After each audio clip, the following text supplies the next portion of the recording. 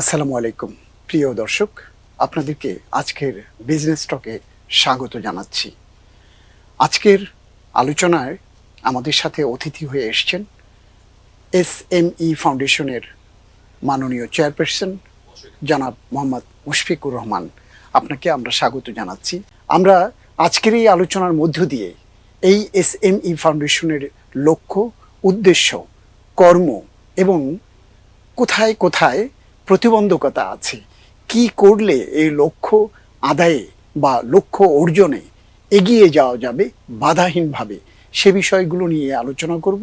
আমি প্রথমেই জনাব মুশফিকুর রহমান, আপনার কাছ থেকে শুরুতে যেটুকু জানতে চাই সেটি হলো যে আপনি ঢাকাতেই জন্মেছেন, আপনার জন্মস্থান ঢাকায়, আপনি শিক্ষা জীবন, কর্মজীবনও শুরু করেছেন ঢাকায়। এই শিক্ষা জীবন, কর্মজীবন এবং একটি পর্যায়ে আপনি দেশ ছেড়ে প্রবাসেও শীর্ষ প্রতিষ্ঠান বা প্রবাসের সুনামধন্য আর্থিক প্রতিষ্ঠানে কাজ করেছেন। সেখান থেকে আবার ফিরে এসেছেন কেন, কিভাবে এলেন, কি লক্ষ্য নিয়ে এলেন, যদি আমাদেরকে একটু বলেন। আমার জন্ম ঢাকাতেই, পৈতৃক নিবাস কুমিল্লাতে, কিন্তু বাবার চাকরি সূত্রে ঢাকাতেই ছিলেন। উনি সরকারি চাকরি করতেন এবং সেই সুবাদে আমার ঢাকাতেই জন্ম। আর পড়ালেখা, আমার স্কুল হচ্ছে ঢাকা রেসিডেন্সিয়াল মডেল স্কুল, ওখান থেকে আমি এসএসসি পাস করেছি।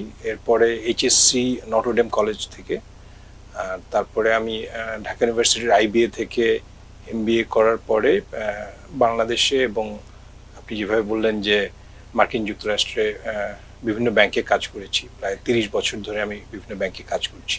মার্কিন যুক্তরাষ্ট্রে যাওয়ার প্রথম কারণ ছিল হচ্ছে আমার ছেলেদের পড়ালেখার জন্য। এবং আমার কোনো সময়ই যাওয়ার খুব বেশি আগ্রহ বা ইচ্ছা ছিল না। তো যাওয়ার পরে সবসময় আমার মনে হতো যে আমি দেশের জন্য আমার যেটুকু দায়িত্ব বা কর্তব্য ছিল তার কিছুই আমি করতে পারিনি। আমি একটু এক্সপ্লেন করি কেন এটা বলছি। আমি পাবলিক স্কুল বা কলেজ বা বিশ্ববিদ্যালয়ে পড়ালেখা করেছি এবং প্রায় বিনামূল্যে আমি পড়ালেখা করেছি। আমি এই দেশের পানি, মাটি, বাতাস এগুলি প্রথমে সুফল ভোগ করে আমি বড় হয়েছি। এই দেশের এবং দেশের মানুষের প্রতি আমার অনেক কর্তব্য আছে, যেটা আমার সবসময় মনে হতো যে আমি হয়তো ওইটা কিছুই করতে পারিনি দেশের জন্য। এবং যখন এই সুযোগটা আসলো, তার আগ থেকে আমার, যেমন আমি একটা ঘটনার কথা বলি। প্রায় 3 বছর আগে এক পহেলা বৈশাখের দিনে, আমার তখন খুব বেশি মনে ছিল না যে আজকে পহেলা বৈশাখ। আমি ম্যানহাটনে টাইম স্কোয়ার বলে একটা জায়গা আছে, ওই দিক দিয়ে আমি আমার অফিসে যাচ্ছিলাম। হঠাৎ করে ট্রেন স্টেশনে দেখি কয়েকজন বাংলাদেশি ভদ্রলোক, ভদ্রমহিলা শাড়ি পাঞ্জাবি পরে ওনারা কোথাও যাচ্ছে পহেলা বৈশাখে, সেই সাদা লাল সাদা পাঞ্জাবি পায়জামা পরে এবং শাড়ি পরে। তো আমার তখন মনটা এত খারাপ হলো, আমার মনে হলো যে কেন আমি এখানে আছি, কি করছি আমি এখানে। আমার তো দেশে ফেরত যাওয়া উচিত। দেশের জন্য তখন আমার বুকটা মোচড় দিয়ে উঠলো, সত্যি কথা বলতে। হৃদয়ে রক্তক্ষরণ শুরু হলো। এবং মাঝে মাঝে যাদের প্রবাসী থাকার অভিজ্ঞতা আছে তাদের সবারই আমার ধারণা এটা হয়, মাঝে মাঝে এত খারাপ মনে হয় যে সবকিছু ছেড়ে দিয়ে দেশে ফেরত যাই। এখন যাওয়াটা যতটা কঠিন, ফিরে আসাটা আরো অনেক বেশি কঠিন। তো সুযোগ, সময় এবং সবসময় সক্ষমতাও হয় না, বা পরিবেশ পরিস্থিতিও সবসময় অনুকূলে থাকে না। তো আল্লাহর রহমতে আমার সেই রকম একটা সুযোগ এসেছে দেশের জন্য সত্যিকার অর্থে কিছু করার। এবং আপনি যেটা বলছিলেন যে এই দেশের দারিদ্র্য বিমোচনের জন্য এসএমই ফাউন্ডেশন সবসময় কাজ করছে, এবং অফকোর্স এবং আমার দীর্ঘ ব্যাংকিং ক্যারিয়ারে আমি অনেক লম্বা একটা সময় এসএমই ডিপার্টমেন্ট নিয়ে কাজ করেছি, এসএমইদের নিয়ে কাজ করেছি রিয়েল সেন্সে। এবং আমি একদম ধরেন গ্রাসরুট লেভেলে এসএমইদের নিয়ে কাজ করেছি। আমি যখন স্ট্যান্ডার্ড চার্টারে ছিলাম তখন আমি স্মল বিজনেসের হেড ছিলাম 2002-3-4 সালে। এবং তখন থেকেই তখনও এসএমই ফাউন্ডেশন যাত্রা শুরু করেনি। তো তখন থেকে ধরেন আমার এসএমইদের প্রতি আগ্রহ, ভালোবাসা, এবং একটা ছোট ব্যবসাকে ধরেন সাহায্য করে, তাদের হাত ধরে তাদেরকে বিভিন্ন, তাদের মধ্যে সব ধরনের কোয়ালিটি আছে, জাস্ট একটু যদি আমরা ঠিকমতো গাইড করতে পারি তাহলে এদের সম্ভাবনা অপরিসীম। এবং আমি আমার ব্যক্তিগত অভিজ্ঞতা থেকে দেখেছি যে সবাই এখানে চায় অনেক ভালো করতে আমাদের দেশে, আমাদের দেশের মানুষের নেচারটাই ওরকম, অনেক বেশি রেজিলিয়েন্ট, অনেক বেশি সংগ্রামী এবং সবসময় সাফল্যের জন্য অনেক পরিশ্রম করতে চায়, অনেক বেশি পরিশ্রমী। কিন্তু প্রপার গাইডটা অনেক সময় পায় না। হ্যাঁ, অনেক সময় সামান্য একটা সাহায্য সহযোগিতা যদি করা যায় তাদেরকে, দেখা যায় যে ওইটাই তাদের জন্য হয়তো একটা টার্নিং পয়েন্ট হয়ে যায় এবং ওটার জন্যই হয়তো ওনার ব্যবসায় যে প্রতিবন্ধকতাগুলি ছিল ওগুলি আস্তে আস্তে উনি ওভারকাম করে অনেক বড় ব্যবসায়ী হয়ে যেতে পারেন বা অনেক বড় উদ্যোক্তা হয়ে যেতে পারেন। 2007 সাল থেকে এই এসএমই ফাউন্ডেশনের যাত্রা শুরু হয়েছে। এই প্রায় 1.5 যুগের ব্যবধানে এসএমই ফাউন্ডেশন যে লক্ষ্য বা উদ্দেশ্য নিয়ে যাত্রা শুরু করেছিল সেখানে কতটা এগোতে পেরেছে বলে আপনি মনে করেন? আসলে যে কোনো দেশের জন্য এসএমই বা আমরা যদি পুরো ফর্মটা বলি CM, cottage, micro, small, medium enterprises, এটা অনেক বড় একটা সেগমেন্ট। আমাদের দেশের অর্থনীতিতে এসএমইর অবদান হচ্ছে প্রায় 30%। তো এখন এত বড় একটা সেগমেন্টের জন্য প্রায় 2.25 কোটি 2.5 কোটি লোক সরাসরি এসএমইর সঙ্গে প্রত্যক্ষ বা পরোক্ষভাবে সম্পৃক্ত, জড়িত। এত বড় একটা সেগমেন্টের জন্য ধরেন আপনি প্রথমেই যেটা বললেন যে অনেকগুলি গভর্নমেন্ট অর্গানাইজেশন এটা নিয়ে কাজ করছে, তার পাশাপাশি আমরা এসএমই ফাউন্ডেশন আমরা কাজ করছি। আসলে এত অল্প সময়ের মধ্যে খুব বেশি কিছু করা খুব বেশি সহজসাধ্য না। আর একই সঙ্গে এটা একটা কন্টিনিউয়াস প্রসেস। আজকে হয়তো এই প্রতিবন্ধকতা আসছে, আমরা হয়তো ওটা সমাধানের রাস্তা খুঁজে বের করছি, আগামীকাল আবার আরেকটা প্রতিবন্ধকতা আসবে। যেমন আমরা খুব রিসেন্টলি আমরা কয়েকটা জিনিস নিয়ে কাজ করছি যেগুলির অভিজ্ঞতা আমাদেরও ছিল না বা মার্কেটেও, বাংলাদেশের মার্কেটেও খুব বেশি ছিল না। যেমন আমরা এখন আমাদের এসএমইরা আর্টিফিশিয়াল ইন্টেলিজেন্স থেকে কিভাবে আরো হেল্প পাবে, কিভাবে ওইটাকে ওনাদের দৈনন্দিন ব্যবসার কাজে ওখান থেকে সাহায্য পাবে, সেটার ব্যাপারে আমরা চেষ্টা করছি। কিছু কর্মশালা করছি, কিছু আইডিয়া জেনারেশনের জন্য চেষ্টা করছি। এর বাইরে আরেকটা নতুন একটা কনসার্ন এসছে ওয়ার্ল্ড ওয়াইড। এটা নতুন ঠিক না, ধরেন 5-7-10 বছর ধরে এটা হচ্ছে, কিন্তু এখন অনেক বেশি বাড়ছে। সেটা হচ্ছে ইনফরমেশন সিকিউরিটি। ধরেন আমাদের এখন তো কনজিউমার বিহেভিয়ারটা শিফট হয়ে যাচ্ছে অনেকাংশে। কোভিডের সময় শিফটটা শুরু হয়েছে, প্রসেসটা এখন অনেক বেশি হয়ে গেছে এবং যাচ্ছে। আমাদের জেন জি যারা আছে তারা হয়তো আমাদের মতো দোকানে গিয়ে বা মার্কেটে গিয়ে হয়তো অনেক কিছু কিনছে না, তারা হয়তো অনলাইনে করছে। তো আমাদের অনলাইন প্ল্যাটফর্মগুলি বা অনলাইন সেলসটা অনেক বেশি পপুলার হচ্ছে ওয়ার্ল্ড ওয়াইড, এবং বাংলাদেশেও পিছিয়ে নেই, বাংলাদেশেও হচ্ছে। তো অনলাইনে যখনই আপনি এই ধরনের কাজগুলি করবেন, ওর পাশাপাশি সিকিউরিটির ব্যাপারটা চলে আসে। কারণ আপনি আপনার ফাইন্যান্সিয়াল ইনফরমেশনগুলি দেবেন, শেয়ার করবেন, আরেকজন হয়তো এখান থেকে পেমেন্ট রিসিভ করবে। তো যদি সিকিউরড প্ল্যাটফর্ম না হয় বা আমরা যদি ঠিকমতো ইনফরমেশন সিকিউরিটিটা এনশিওর না করতে পারি, তাহলে এখান থেকে আমাদের উদ্যোক্তারা এবং আমাদের যারা গ্রাহকরা আছেন সবারই ক্ষতি হতে পারে।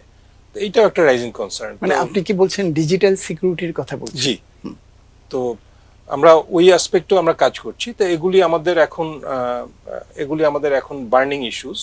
আর এর বাইরে ধরেন ডে টু ডে যেগুলি চ্যালেঞ্জেস আসবে ভবিষ্যতে, ওগুলি নিয়েও আমরা কাজ করব। আপনাদের যারা স্টেক হোল্ডার তাদেরকে কিভাবে প্রশিক্ষণ দিচ্ছেন বা তাদেরকে কোন কোন সংস্থার মাধ্যমে, বা আপনারা কি জেলায় জেলায় কোনো সেমিনার সিম্পোজিয়াম করে, না প্রশিক্ষণ কোনো অন্য কোনো প্রশিক্ষণ ইনস্টিটিউটের সাথে জয়েন্টলি আপনারা কোনো প্রশিক্ষণ দিচ্ছেন? ডিজিটাল সিকিউরিটির ব্যাপারে আমাদের কিছু পার্টনার্স আছে, ওনাদের সাহায্য সহযোগিতা নিয়ে আমরা ঢাকাতে তো করছি, তার পাশাপাশি আমরা বিভিন্ন জেলা এবং জেলা লেভেলে এখন আমরা দুইটা জিনিস করছি। এক হচ্ছে ট্রেনিং, আরেকটা হচ্ছে বিভিন্ন ওয়ার্কশপ করছি। এবং ওইটার ব্যাপারে প্রথম কাজ হচ্ছে আমাদের অ্যাওয়ারনেস ক্রিয়েট করা, এবং তারপরে হচ্ছে যে ওনাদের সেফটিটা এবং সিকিউরিটিটা কিভাবে ওনারা এনশিওর করবেন সেই ব্যাপারে ওনাদেরকে হাতে কলমে শেখানো। ফাইন্যান্সিয়াল ট্রানজাকশনের ব্যাপার আছে। জি, অফকোর্স। তো হাতে কলমে শেখানো এবং তাতে কি লাভ হবে ওনার, এবং তাতে উনি কিভাবে বেনিফিটটা পাবেন সেইগুলি দেখানো। এবং শুধু এটা না, এর বাইরে আমরা আমাদের ওনার পরে যদি ওনার কোনো ধরনের কোশ্চেন থাকে বা কোনো ধরনের সাহায্য সহযোগিতা দরকার হয়, তখনও উনি আমাদের সঙ্গে যোগাযোগ করতে পারবেন এবং আমাদের থেকে আমরা ওই সব ধরনের সাহায্য সহযোগিতা ওনাদেরকে ইনশিওর করছি। যে কাজগুলো আপনারা করছেন সেই কাজগুলোর মধ্যে শুধু কি প্রশিক্ষণ দেয়া বা সচেতনতা বৃদ্ধি করা, না তাদেরকে আর্থিক কোনো সুবিধা আপনারা দিতে পারছেন? আর্থিক সুবিধা আমরা যা করছি সেটা হচ্ছে আমরা বিভিন্ন ব্যাংকের থ্রুতে আমাদের আপনি হয়তো জানেন যে আমাদের 300 কোটি টাকার একটা ফান্ড আছে, রিভলভিং ফান্ড, যেটা আমরা বিভিন্ন ব্যাংকের থ্রুতে আমাদের যারা রিয়েল এসএমই কাস্টমার আছে তাদেরকে বেশ একটা সাবসিডাইজড রেটে, খুবই কম ইন্টারেস্ট রেটে, সহজ শর্তে আমরা ওইটা ডিসবার্স করার চেষ্টা করি এবং আমরা করছি। এবং এটার বেনিফিটটা আমাদের একদম প্রান্তিক পর্যায়ের গ্রাহকরাও পাচ্ছেন এটার বেনিফিটটা। আমাদের প্রত্যেকটা জেলাতেই আমরা এই কার্যক্রমটা করছি এবং বিভিন্ন commercial bank, basically private commercial ব্যাংকের থ্রুতে আমরা এটা করছি, প্লাস এর বাইরে কিছু লিজিং কোম্পানিও এখানে পার্টিসিপেট করছে, গভর্নমেন্ট ব্যাংকগুলিও আমাদের পার্টনার। আমরা চেষ্টা করছি যে প্রান্তিক লেভেল পর্যন্ত যাতে আমরা, এবং এইটা আমরা বিভিন্ন পারপাসে দিই। তার মধ্যে আপনি যেটা বললেন যে একটা হচ্ছে আমাদের টেকনোলজি পারপাসেও আমরা দিচ্ছি। এর বাইরে, টেকনোলজির বাইরে আপনারা এই যে বিনিয়োগ যেটি বা আপনারা ঋণ যেটিকে আপনারা দিচ্ছেন সেটি মূলত কোন কোন খাতে, এবং আপনাদের কি সারা দেশে এই ঋণ বিতরণ বা এটিকে অ্যাসেস করবার জন্য যে কে এলিজেবল, এটিতে কে প্রাপ্য, সেটিকে আপনারা কোন মানদণ্ডে আপনারা এটিকে বিবেচনায় নিয়ে থাকেন? আমরা যেটা করি যে একজন উদ্যোক্তা ওনার যে কোনো পারপাসে উনি ওনার ব্যবসার যে কোনো পারপাসে উনি ঋণের জন্য আবেদন করতে পারেন এবং ঋণের জন্য আবেদন করেন উনি আমাদের, আমি যেটা বললাম যে আমাদের পার্টনার যারা আছে কমার্শিয়াল ব্যাংক, প্রাইভেট বা গভর্নমেন্ট বা লিজিং কোম্পানি, ওনাদের থ্রুতে। এবং আমরা যেটা চেষ্টা করি যে ওনাদের শর্তটা যাতে সহজ থাকে। শর্ত সহজ বলতে ধরেন প্রথমে আসে ডকুমেন্টেশনের ব্যাপার, যে ঋণের জন্য আবেদন করতে কিছু স্ট্যান্ডার্ড ডকুমেন্ট লাগবে। সেক্ষেত্রে মর্টগেজের কোনো ব্যাপার আছে কিনা? না, এখানে এটা আমরা একদম মর্টগেজ ছাড়া জামানতবিহীন লোন যেটা আছে সেটাই আমরা দিচ্ছি। কোনো ধরনের জামানত, মর্টগেজ তো নাই, কোনো ধরনের জামানতও দরকার হয় না। যেটা দরকার হয় সেটা হচ্ছে যে ওনাদের ব্যবসা অ্যাসেস করা হয়, ওনাদের ব্যাংকের ট্রানজ্যাকশন স্টেটমেন্ট দেখা হয়। স্টার্ট আপ ছাড়া, যারা স্টার্ট আপ তাদের কেসে তো ধরেন তাদের কোনো ব্যাংকের ট্রানজ্যাকশন থাকবে না, আশাও করা যায় না, এবং তাদের কোনো অভিজ্ঞতাও নাই। তারা ছাড়া বাকিদের কেসে ওগুলি দেখা হয়, প্লাস ওই ব্যাংকগুলি তাদের প্রয়োজনে এবং বাংলাদেশ ব্যাংকের নিয়ম অনুযায়ী সিআইবি রিপোর্ট নিয়ে তার উপরে বেস করে ওনাদের কতটুকু নিড আছে এবং কতটুকু ঋণ রিপেমেন্ট করার কতটুকু ক্যাপাসিটি আছে সেটা অ্যাসেস করে তাদের মানদণ্ড অনুযায়ী তারা ঋণটা দেয়। এবং খুবই সুখের খবর হচ্ছে যে আমাদের রিকভারি রেট 99% প্লাস। তো এটা এর চেয়ে ভালো ধরেন রিকভারি রেট আসলে বাংলাদেশের মতো দেশে বা আমাদের আশেপাশের দেশে আসলে আশা করাটা খুবই দুষ্কর। 99% রিকভারি রেট আমি বলবো যে কোনো মানদণ্ডে এটা ঈর্ষণীয়। আমরা দেখি ব্যাংক থেকে 16% থেকে 20%, কোনো কোনো জায়গায় বিভিন্ন সময় শুনেছি যে 25% পর্যন্ত বা চক্রবৃদ্ধি সুদ আরোপ করে থাকে। আপনারা এখানটাতে আপনাদের এই ঋণ দেবার ক্ষেত্রে আপনারা যে আপনাদের রিভলভিং ফান্ড যেটি আপনারা বলছিলেন, তো সেখান থেকে আপনারা কত পার্সেন্ট সুদ নিয়ে আপনারা এই ঋণগুলো দিয়ে থাকেন মূলত? আপনি যথার্থ একটা প্রশ্ন করেছেন। 16% আপনি যেটা বলছেন সেটা অবশ্যই যারা ক্ষুদ্র ব্যবসায়ী তাদের জন্য খুবই বোঝার স্বরূপ হয়ে যায়, আমি যেটা বলবো আর কি। কারণ তাদের এমনি অনেক চ্যালেঞ্জেস থাকে, প্রত্যেকদিন ওদের নতুন ব্যবসা বা ছোট ব্যবসা অনেকের সঙ্গে কম্পিট করতে হয়, মার্কেট ডাইনামিক্স, রেগুলেটর, এর বাইরে যদি ইন্টারেস্ট রেটটাও বেশি হয় তাহলে ওনাদের জন্য আসলে খুব কম্পিটিশন করা এই মার্কেটে, বড়দের সঙ্গে কম্পিটিশনে টিকে থাকা, প্রতিযোগিতায় টিকে থাকা খুব দুষ্কর হয়ে যায়। তো সেই সমস্যার সমাধান কল্পে আমরা যেটা করছি যে আমরা খুবই স্বল্প সুদে এই ঋণটা দিচ্ছি। স্বল্প সুদ বলতে আমরা 4 থেকে 6%-এর মধ্যে ক্যাপ করে এই ঋণটা দিচ্ছি এবং আমরা এটা রিফাইন্যান্স করছি যেহেতু ব্যাংকগুলিকে, কাজেই ব্যাংকগুলির জন্য এটা প্রফিটেবল এবং আমরা এটাকে আমাদের ধরেন ক্ষুদ্র এবং মাঝারি ব্যবসায়ীদের সাহায্যের জন্য আমরা এই সহযোগিতাটা করছি। ধন্যবাদ। আমরা একটি বিষয় জানি যে আপনাদের এটি একটি পুরোপুরি একটি অলাভজনক প্রতিষ্ঠান, একটি সেবামূলক প্রতিষ্ঠান। তো সেক্ষেত্রে আপনারা 6% সুদ কেন নিচ্ছেন? 6% আসলে আমরা নিচ্ছি না, এটা যেই কমার্শিয়াল ব্যাংকগুলি দিচ্ছে ওনারা ওনাদের ধরেন ওনাদের একটা ঋণ দেওয়ার জন্য যে খরচটা হয় এটার পেছনে অ্যাসেসমেন্ট খরচ আছে, ওনাদের সিস্টেমের খরচ আছে, ওনাদের ঋণের সঙ্গে যারা সহযোগিতা করছেন সেই কর্মকর্তা কর্মচারীদের বেতন ওগুলিও জড়িত, তো ওনাদের খরচটা কভার করার জন্য ওইটুকু নেওয়া হয়। সরকার এই এসএমইদের জন্য বছর বছর আমরা দেখি নিত্য নতুন নীতিমালা করে। সেই নীতিমালা কতটা সহায়ক আপনি বলে মনে করেন এই এসএমই খাতের বিকাশের ক্ষেত্রে? আপনার কি মনে হয়? ওকে, আমাদের আমরা এখন একটা নীতিমালা করছি 2025-এ, যেটা আগামী 5 বছর আমরা প্ল্যান করে করছি, 5 বছরের জন্য একটা নীতিমালা। এর আগেও নীতিমালা ছিল এবং নীতিমালাটা সময় সময় আপগ্রেড করতে হয়, চেঞ্জ করতে হয়। আদারওয়াইজ ধরেন 5 বছর আগে যেই নীতিগুলি হয়তো প্রাধান্য পেত, আজকের দিনে সেগুলি প্রাধান্য নাও পেতে পারে। মানে আপনি বলছেন যুগোপযোগী করা। আমরা যুগোপযোগী করার চেষ্টা করি সবসময় এবং আমরা নতুন নীতিমালা নিয়ে কাজ শুরু করেছি, অনেক দূর এগিয়েও গেছে। সম্ভবত আগামী 2 মাসের মধ্যে আমরা নতুন নীতিমালাটা প্রণয়ন করব এবং আমরা চেষ্টা করব যে নতুন নীতিমালার আলোকে যাতে আমাদের যারা এসএমই আছে তাদের আরও বেশি কাছে যাওয়া যায়, তাদেরকে আরও বেশি যুগোপযোগী ভাবে সাহায্য করা যায় এবং সহযোগিতা করা যায়, এবং আমরা যাতে বাংলাদেশের দারিদ্র্য বিমোচনে এবং এমপ্লয়মেন্ট ক্রিয়েশনে যাতে সত্যিকার অর্থে ভূমিকা রাখতে পারি। এসএমই ফাউন্ডেশন বা এসএমই খাতের বিকাশে যে কাজগুলো ইতোমধ্যে হয়েছে তা যথার্থ, বা ভবিষ্যতে পরিপূর্ণ করবার জন্য কোনো অন্তরায় বা বাধা আছে, এরকম কাছে কি আপনার কাছে মনে হয়েছে কোনো? আপনি যদি বলেন, আমাকে যদি অনেস্টলি জিজ্ঞেস করেন যে এটা যথার্থ কিনা, আমি বলবো আমরা হয়তো অনেক কাজ করছি কিন্তু যথেষ্ট না। যথেষ্ট না আমি এই জন্য বলছি যে আমরা যদি আমাদের পার্শ্ববর্তী দেশগুলোর দিকে তাকাই, ধরেন থাইল্যান্ড বা ভিয়েতনাম বা ইন্ডিয়া বা পাকিস্তান, আমরা দেখব যে জিডিপিতে ওই দেশগুলিতে এসএমইর অবদান 40-50%, যেখানে আমরা এখনো 30% আছি। বা আমাদের গ্রোয়িং ইকোনমি, এখানে হয়তো রিয়েল অ্যাসেসমেন্ট হয়তো আরো কমে আসবে। রিয়েল অ্যাসেসমেন্টে আমার ধারণা একটু বাড়তে পারে।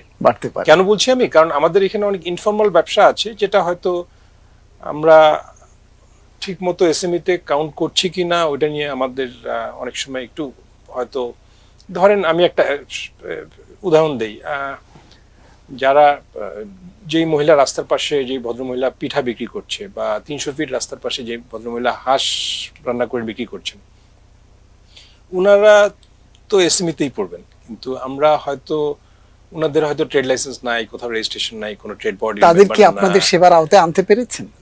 এখনো পারিনি, কিন্তু আমরা চেষ্টা করব তাদেরকেও যাতে আমরা আমাদের সেবার আওতায় আনতে পারি, এবং তাহলেই আমাদের আসলে অর্থনীতিতে সঠিক গতি আসবে। মানে লক্ষ্য গ্রুপ হিসাবে তাদেরকে চিহ্নিত করার ক্ষেত্রে কোনো বাধা আছে কিনা? আসলে আমি কোনো বাধাকেই বাধা হিসেবে দেখি না। যদি আপনি আমাকে পার্সোনালি জিজ্ঞেস করেন, যে কোনো কাজেই অনেক বাধা থাকবে এবং ওই বাধা অতিক্রান্ত করা আমাদের সবার দায়িত্ব, এবং আমরা যদি সবার সঠিক সহযোগিতা পাই, আমি কোনো বাধাকেই বাধা মনে করি না, বরং বাধাকে আমি আমরা যাতে অপরচুনিটিতে টার্ন করতে পারি সেটার জন্য আমরা চেষ্টা করব। না, আপনি বলছিলেন যে খুব সহজতর ঋণ, সহজ শর্তে ঋণ আপনারা দিয়ে থাকেন, কিন্তু ক্ষুদ্র উদ্যোক্তা যারা, তাদের ভেতর থেকে, বিশেষ করে নারী উদ্যোক্তা যারা, তাদের ভেতর থেকে একটি অভিযোগ কিন্তু আমরা হরহামেশা শুনতে পাই। সেটি হচ্ছে, যেটি বলা হয় সহজ, সেটি আসলে সহজ নয়। শর্তগুলো, এই যে শর্তগুলো আছে সেগুলোকে আরো সহজ, বা এই যারা উদ্যোক্তা, রিয়াল উদ্যোক্তা যারা, তাদেরকে তাদের দোরগোড়ায় এই সহযোগিতা পৌঁছে দেওয়ার ক্ষেত্রে কি নতুন ভাবনা আপনার কাজ করছে? নতুন ভাবনার কথা যদি বলেন, তাহলে আমরা যেটা চেষ্টা করব যে আমাদের কিছু ডকুমেন্টস আছে। নারী উদ্যোক্তাদের কথা বললেন, আমি একটা উদাহরণ দিয়ে আমি বলতে পারি, এখন অনেক ব্যবসা হোম বেসড বিজনেস হয়ে গেছে, বাসা থেকে অনেকে ব্যবসা করেন। হয়তো এটা ইন্টেরিয়র ডেকোরেটরের ব্যবসা হতে পারে, বুটিকের ব্যবসা হতে পারে, এটা বুটিক কাপড়ের ব্যবসা হতে পারে। তো এটা একটা মানে একদম ক্লাসিক এক্সাম্পল দিচ্ছি আমি আপনাকে, যেটা আমরা গত এক সপ্তাহ ধরে এটা নিয়ে আলাপ করছি এবং এটার একটা ওয়ে আউট বের করার চেষ্টা করছি। প্রবাবলি আগামী এক সপ্তাহের মধ্যে আমরা এটা নিয়ে অনেক দূরে এগিয়ে যেতে পারবো। ওনাদের জন্য একটা রিকোয়ারমেন্ট হচ্ছে যে কোনো ব্যাংকে লোন চাইতে গেলে ওনাদের ট্রেড লাইসেন্স দরকার হয়। আবার রিয়েলিটি হচ্ছে সিটি কর্পোরেশন আপনার কোনো রেসিডেন্সিয়াল এরিয়াতে ট্রেড লাইসেন্স দিবে না। তো ওনারা তো থাকে একটা রেসিডেন্সিয়াল এরিয়াতে, যেহেতু ওনার বাসা, এবং ওনার ব্যবসাটা হচ্ছে টিপিক্যাল একটা হোম বেসড বিজনেস। এটার কোনো ওয়ে আউট নাই। ওয়ে আউট নাই মানে ব্যাংকগুলি লোন দিতে পারছে না কারণ সিটি কর্পোরেশন তাদেরকে ট্রেড লাইসেন্স দিচ্ছে না। ট্রেড লাইসেন্স পেতে হলে তার একটি বাসা ভাড়ার চুক্তিনামা থাকতে লাগবে। এখন অধিকাংশ উদ্যোক্তা যারা ক্ষুদ্র, তারা যে বাসাগুলোতে থাকেন সেই বাসায় সাধারণত চুক্তিনামা হয় না, এবং বাসার চুক্তিনামা বাণিজ্যিক চুক্তিনামা হয় না। তো সেক্ষেত্রে ট্রেড লাইসেন্স কোত্থেকে পাবে বা তিনি কিভাবে আপনার সহযোগিতা পাবেন? আমরা যেটা চেষ্টা করব, যে আমরা যেটা চেষ্টা করছি, অলরেডি কাজ শুরু করেছি। আমরা চেষ্টা করছি যে আমরা সিটি কর্পোরেশনের সঙ্গে, ঢাকা সিটি কর্পোরেশনের সঙ্গে প্রথমে আমরা আলাপ শুরু করছি, যে ঢাকা সিটি কর্পোরেশনের সঙ্গে আলাপ করে অল্টারনেট কি অ্যাকসেপ্টেবল ডকুমেন্ট দেওয়া যায় সেটা নিয়ে। যদি ট্রেড লাইসেন্স ওনারা নাই দিতে চান, তখন হয়তো অনেক কারণে ওনারা দিতে রাজি হবেন না, তাহলে এর বাইরে অন্য কি ডকুমেন্ট নিয়ে আমরা ওই জিনিসটাকে রিজলভ করতে পারি সেটা নিয়ে আমরা চিন্তা ভাবনা করছি এবং চেষ্টা করছি। এবং আমরা আশা করব যে, আমি জাস্ট একটা উদাহরণ দিচ্ছি, এরকম অনেকগুলো উদাহরণ আছে যেগুলি হয়তো আপনি যেটা বললেন প্রতিবন্ধকতা, আমি এগ্রি করছি যে অবশ্যই প্রতিবন্ধকতা আছে, এবং সব আমরা যে আজকেই রিমুভ করতে পারবো নট নেসেসারিলি, কিন্তু আমার যেটা কমিটমেন্ট সেটা হচ্ছে যে এই চেষ্টাটা কন্টিনিউ করব আমরা, এবং আমরা চেষ্টা করব যে ওনাদের লাইফটা আরো কিভাবে ইজিয়ার করা যায়, ওনাদের অ্যাক্সেস টু ফাইন্যান্সটা আরো কিভাবে সহজলভ্য করা যায়, এবং কিভাবে ধরেন উনি ব্যাংকে না এসে ব্যাংক কিভাবে ওনার কাছে গিয়ে রিচ করে ওনাকে ওনার প্রয়োজনীয়তাটা অনুধাবন করে সেই অনুযায়ী সলিউশন দিতে পারবে। আমার কমিটমেন্ট। আমাদের যে ব্যাংকিং সেবা সেটি বড়দের জন্য, ছোটদের জন্য ব্যাংকিং সেবা দোরগোড়ায় সাধারণত আমরা যেতে দেখি না। সেক্ষেত্রে আপনি যে পরিকল্পনার কথা বলছেন সেটি আসলে কতটা বাস্তবসম্মত? ব্যাংকগুলো কি দরিদ্র শ্রেণী বা ক্ষুদ্র শ্রেণীর কাছে যাবে, বা যাওয়ার ক্ষেত্রে আপনারা কতটা সহজতর তাদেরকে করে দেবেন? একটু পিছন থেকে বলি। আপনি যেটা বলেছেন একদম সঠিক কথা বলেছেন, যে সবাই চায় যারা ওয়েল অফ, যাদের খুব বেশি হয়তো দরকার নাই তাদের কাছেই যাওয়ার, এবং সেটাই ন্যাচারাল, কারণ সবাই তো তার নিজের লাভটা দেখে। তো এখন আমরা যেভাবে জিনিসটাকে একটু অন্যভাবে দেখছি, আমরা দেখছি যে যারা ক্ষুদ্র তাদের কাছে যদি আমরা যাই, তাদের কাছে যাওয়ার সুবিধা অনেক।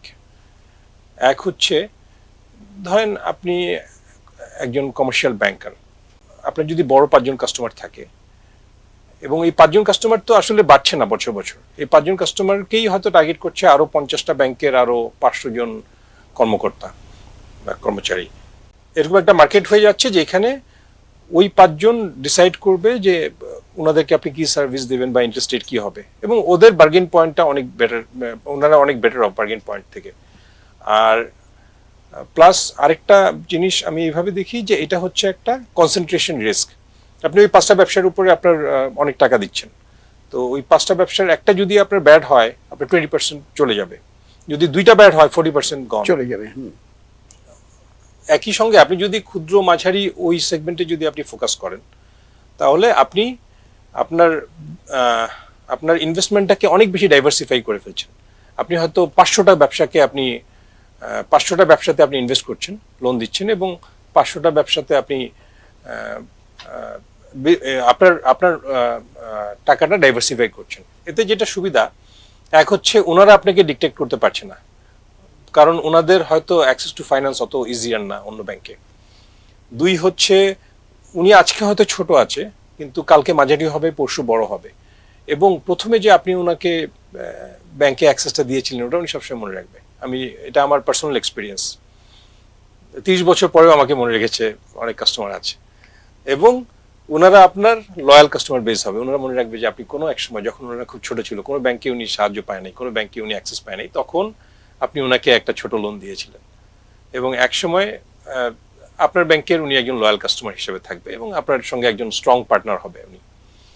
আর তৃতীয়ত হচ্ছে যদি একটা সেগমেন্ট ব্যাডও হয়, কয়টা ব্যবসা খারাপ হবে? ধরেন 20টা 30টা, which is not even 5-6-7% of your portfolio. তো এতে যে সুবিধাটা হবে যে আপনার বিজনেসটা ডাইভার্সিফাই, আপনার ব্যাংকের পোর্টফোলিওটা ডাইভার্সিফাইড হয়ে যাচ্ছে এবং আপনার ঝুঁকিটা অনেক ভালোভাবে ম্যানেজ হচ্ছে, আপনার ঝুঁকিটা কমে যাচ্ছে। তো ফর্চুনেটলি 3-4টা কমার্শিয়াল ব্যাংক এখন অলরেডি এই জিনিসটা অনুধাবন করে ওনারা এগিয়ে আসছে এবং আসার কথা হচ্ছে বাকি ব্যাংকগুলিও এই দিকে এগিয়ে আসবে।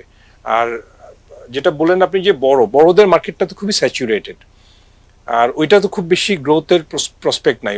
অন দ্য আদার হ্যান্ড ধরেন এই যে 30% অফ আমাদের পুরা জিডিপি, এই মার্কেটটা তো এখনো পুরোপুরি আনট্যাপড পোটেনশিয়াল এবং এটার জন্য আমি যেভাবে দেখি sky should be the limit. আমাদের ইকোনমি যত গ্রো করবে, আমাদের এসএমই সেগমেন্ট তত বেশি গ্রো করবে এবং এই ব্যবসাটা ধরেন একসময় হয়তো আমাদের পুরো ইকোনমিটাকে ড্রাইভ করে উন্নত বিশ্বের দরবারে নিয়ে যাবে।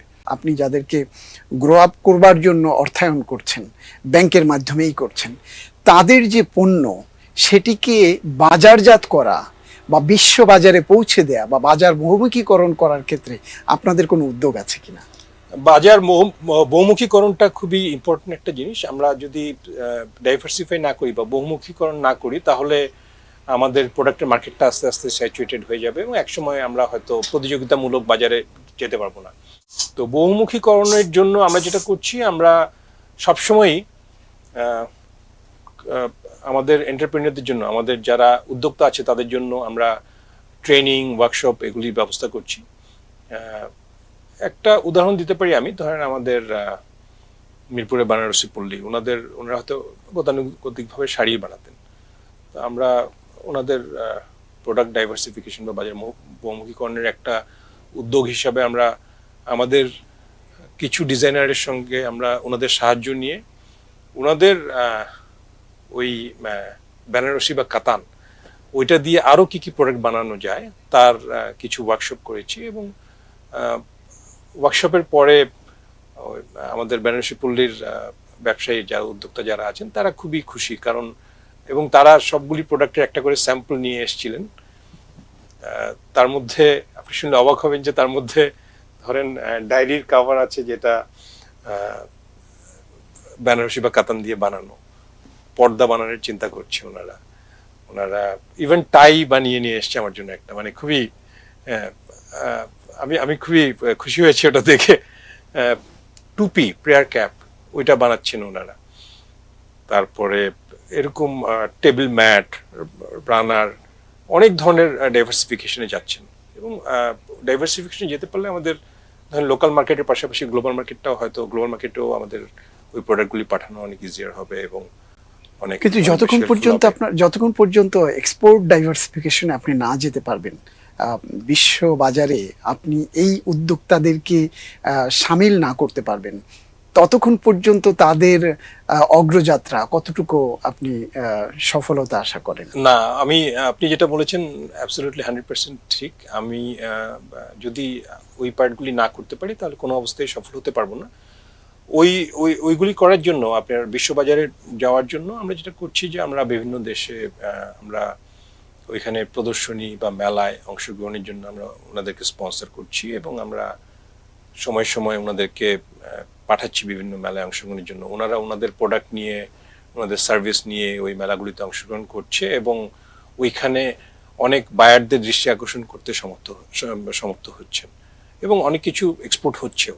এক্সপোর্ট বাস্কেটে আমাদের যেমন পণ্য সংখ্যা বাড়ানোর দরকার, তেমনিভাবে আবার বাজার বহুমুখীকরণ বা নতুন বাজার খুঁজে বের করা, এই ক্ষেত্রে এসএমই ফাউন্ডেশনের পক্ষ থেকে কোনো উদ্যোগ আছে কিনা? নতুন বাজার খুঁজে বের করার জন্য আমরা যেটা করছি যে আমাদের কিছু প্রোডাক্ট ধরেন আমরা চেষ্টা করছি যে ওই প্রোডাক্টগুলি হয়তো বাইরের বাজারে যেতই না, এখন যাচ্ছে। তার মধ্যে কিছু ফ্রোজেন ফুড আছে, কিছু অ্যাগ্রো বেসড ফুড, কিছু প্রসেসড ফুড, ওগুলি যাচ্ছে। আর এর বাইরে হ্যান্ডিক্রাফটস অনেক আগে থেকেই যেত, হ্যান্ডিক্রাফটস হয়তো লিমিটেড স্কেলে যেত, এখন আস্তে আস্তে স্কেলটা ডিফারেন্ট হচ্ছে। আমরা আমাদের বাংলাদেশের বিভিন্ন দূতাবাসের সাহায্য নিচ্ছি এবং ওনাদের সাহায্য নিয়ে এবং যেই দেশেই আপনার কোনো ধরনের বাণিজ্য মেলা বা ওই ধরনের কিছু হচ্ছে, আমরা ওইখানে চেষ্টা করছি আমাদের যারা উদ্যোক্তা আছে, নারী উদ্যোক্তা এবং ক্ষুদ্র মাঝের উদ্যোক্তা, তাদেরকে প্রমোট করে তাদেরকে ওইখানে যোগসূত্র showcase করার স্থাপন জন্য, করবার। জি, এবং একটা প্ল্যাটফর্ম ক্রিয়েট করার জন্য। আর এর বাইরে আমরা একটা অনলাইন প্ল্যাটফর্ম নিয়েও কাজ করছি, যেটার মাধ্যমে হয়তো ওনাদের গ্লোবালি ওই মার্কেটে অ্যাক্সেস করাটা ইজিয়ার হবে। আমি আমাদের আলোচনার শেষ পর্যায়ে চলে এসেছি। তার আগে আমি আরেকটি প্রশ্ন আপনাকে করতে চাই। আপনি যে লক্ষ্য নিয়ে এই প্রতিষ্ঠানে বা সেবার মানসিকতা নিয়ে এসেছেন, সেই সেবা দানের ক্ষেত্রে সরকারের কাছ থেকে কোন কোন ধরনের সহযোগিতা আপনি আশা করছেন? আমি সরকারের কাছ থেকে কয়েকটা ব্যাপারে একটু সহযোগিতা আশা করছি। এক হচ্ছে পলিসিগত কিছু সাহায্য চাচ্ছি আমি। ধরেন আমার কিছু এসএমই ইন্ডাস্ট্রিতে আমরা যদি কিছু ট্যাক্স ইনসেন্টিভ দিতে পারি বা ট্যাক্স ব্রেক দিতে পারি, বা কিছু কিছু ক্ষেত্রে হয়তো ভ্যাটের ব্যাপারে আমরা কিছু সাহায্য চাবো, তো ওইটা নিয়ে আমরা অলরেডি কাজ শুরু করেছি। এই ধরনের কাজগুলো আমরা অলরেডি শুরু করেছি এবং আমরা আমাদের একটা মিটিং এনবিআর এর সঙ্গে অলরেডি একটা মিটিং হয়ে গেছে গত সপ্তাহে। এবং আমরা প্রথমে যেটা করেছি যে আমরা কিছু ওয়ার্কশপ করেছি, ওখানে সব এসএমই উদ্যোক্তাদেরকে আমরা ইনভাইট করেছিলাম এবং আমরা বলেছিলাম যে আপনাদের কি কি প্রতিবন্ধকতা আছে। তো ওনারা ওনাদের থটসগুলি শেয়ার করেছে আমাদের সঙ্গে। ধরেন অনেক বড় একটা লিস্ট হয়েছে, 400টা হয়তো উইশ লিস্ট। তো আমরা ওইটাকে কনসলিডেট করে, এবং কিছু ওভারল্যাপিং ছিল, কিছু ডুপ্লিকেশন ছিল, ওগুলিকে কাটছাট করে আমরা এনবিআর এর সঙ্গে অলরেডি শেয়ার করেছি ফার্স্ট কাটটা। তো এরকম পলিসিগত লেভেলে আমরা কিছু সাহায্য সহযোগিতা চাচ্ছি সরকারের কাছ থেকে, এবং আমরা আশানুরূপ রেসপন্স পাচ্ছি। জি, অলরেডি পাচ্ছি, আমরা রেসপন্স পাচ্ছি। এবং যদি এই ইস্যুগুলো আমরা রিজলভ করতে পারি, তাহলে ধরেন আমাদের এসএমইদের লাইফটা আরো অনেক বেশি ইজিয়ার হবে। ওরা মার্কেটে অনেক বেশি কম্পিটিটিভ হবে, ওনারা বিশ্ববাজারে আরো অনেক বেশি ইজিলি কম্পিটিশন করতে পারবে, যেটা হয়তো আজকের ডেটে এক্সপোর্ট করাটা অতটা সহজ হচ্ছে না। ওইটা হয়তো ইজিয়ার হলে ওনাদের জন্য এক্সপোর্ট করাটা অনেক বেশি প্রফিটেবল হবে। এর বাইরে আরেকটা সহযোগিতা হতে পারে, ধরেন আমাদের এসএমই ফাউন্ডেশন আজকে যেই ফর্মে আছে, সেটা ধরেন আমাদের জন্য সারা বাংলাদেশকে সাপোর্ট করাটা খুব বেশি সহজ না, কারণ আমাদের অবকাঠামো সুবিধার কথা বলছেন। জি, তা আমরা চেষ্টা করব। আমরা এটা হয়তো আমাদের জন্য ইয়ে হবে যে আমরা যদি প্রত্যেক বিভাগীয় শহরে এসএমই ফাউন্ডেশনের একটা ছোট অফিস করতে পারি, এবং ওখান থেকে যদি আমরা ট্রেনিং বা ওয়ার্কশপগুলি যদি অ্যারেঞ্জ করতে পারি, তাহলে হয়তো আমরা উদ্যোক্তাদের আরো কাছাকাছি যেতে পারবো। অন্যান্য দেশে ধরেন স্মল বিজনেস অ্যাডমিনিস্ট্রেশন বলেন বা এই এসএমই নিয়ে যারা কাজ করে, তারা কিন্তু ওই আইদার প্রত্যেক স্টেটে বা প্রত্যেক শহরে ওনাদের উপস্থিতি থাকে, যেখানে ধরেন উদ্যোক্তাদের একটা কন্ট্যাক্ট পয়েন্ট থাকবে এবং যে কোনো ধরনের সাহায্য সহযোগিতা দরকার ওখানে যেতে পারবে। আজকে যদি আমাদের রাঙামাটির একজন উদ্যোক্তার কোনো কিছু দরকার হয়, ওনার জন্য হয়তো ঢাকায় আসাটা খুব খুব কষ্ট হবে, বা ওই ব্যবসা ছেড়ে উনি 2 দিনের জন্য বন্ধ করে ঢাকায় আসাটা খুব বেশি সহজ না ওনার জন্য। আমরা যদি অন্তত পক্ষে বিভাগীয় শহরগুলিতে একটা করে আমাদের এসএমই অফিস থাকতো, তাহলে ধরেন এসএমই ফাউন্ডেশনের, তাহলে রাঙামাটি থেকে চট্টগ্রামে এসে উনি হয়তো একই দিনে ফেরত যেয়ে একদিনের মধ্যে কাজটা শেষ করে যেতে পারতেন, যেটা হয়তো ওনার ব্যবসায়ীদের জন্য, কারণ ছোট ব্যবসায়ীদের তো ধরেন উনি একাই হয়তো ব্যবসাটা পরিচালনা করছেন, ওনার হয়তো হেল্প করার জন্য কেউ নাই। তো ওনার যদি আসতে হয় তাহলে হয়তো ব্যবসাটা বন্ধ করে দিয়ে আসতে হবে, এবং ব্যবসা বন্ধ করে দিয়ে আসলে হয়তো ওনার জন্য আসলে সব রকমের চ্যালেঞ্জই আসবে। তো আমরা চাচ্ছি আরো কিভাবে কাস্টমারের কাছাকাছি, আরো কিভাবে আমাদের পার্টনারদের কাছাকাছি যাওয়া যায়, উদ্যোক্তাদের কাছাকাছি যাওয়া যায়। তো ওইটার একটা সাহায্য আমাদের দরকার হবে। আমরা আশা করব যে আপনার এই অনুষ্ঠানের মাধ্যমে এসএমই ফাউন্ডেশন আরো অনেক বেশি গতিশীল এবং বেগবান হবে। ধন্যবাদ। প্রিয় দর্শক, আমরা এসএমই ফাউন্ডেশনের লক্ষ্য, উদ্দেশ্য এবং কর্মপরিকল্পনা নিয়ে কথা বলছিলাম প্রতিষ্ঠানটির চেয়ারপারসন মুশফিকুর রহমানের সাথে। আমরা তার আলোচনা থেকে যেটুকু বুঝতে পেরেছি সেটি হলো এসএমই ফাউন্ডেশন একেবারে গ্রাহকের দোরগোড়ায় সেবা পৌঁছে দিতে চায়, ব্যাংকগুলোকে আরও কত সহজভাবে গ্রাহকদের ঋণ দেয়া যায় সেইভাবে তারা একই সঙ্গে কাজ করছেন। একইভাবে এই উৎপাদিত পণ্য কিভাবে বাজারজাত করা যায়, বিশেষ করে বিশ্ববাজারে রপ্তানি করা যায়, সে লক্ষ্যেও কাজ করবার মানসিকতা নিয়ে এগিয়ে যাচ্ছে এসএমই ফাউন্ডেশন। এবং এই এসএমই ফাউন্ডেশনের কাজকে আরও অবারিত করবার জন্য প্রতিটি বিভাগীয় শহর, এবং আমরা আশা করব যে এটি একটি সময় গিয়ে প্রত্যেকটি জেলা শহরেও এর নিজস্ব অফিস থাকবে এবং সুবিধাভোগীদের সহজে সুবিধা দিতে পারবে, সেই প্রত্যাশা ব্যক্ত করে আজকের মতো আমাদের আলোচনা এখানেই শেষ করছি। আপনাদের সবাইকে আমাদের সঙ্গে থাকবার জন্য ধন্যবাদ।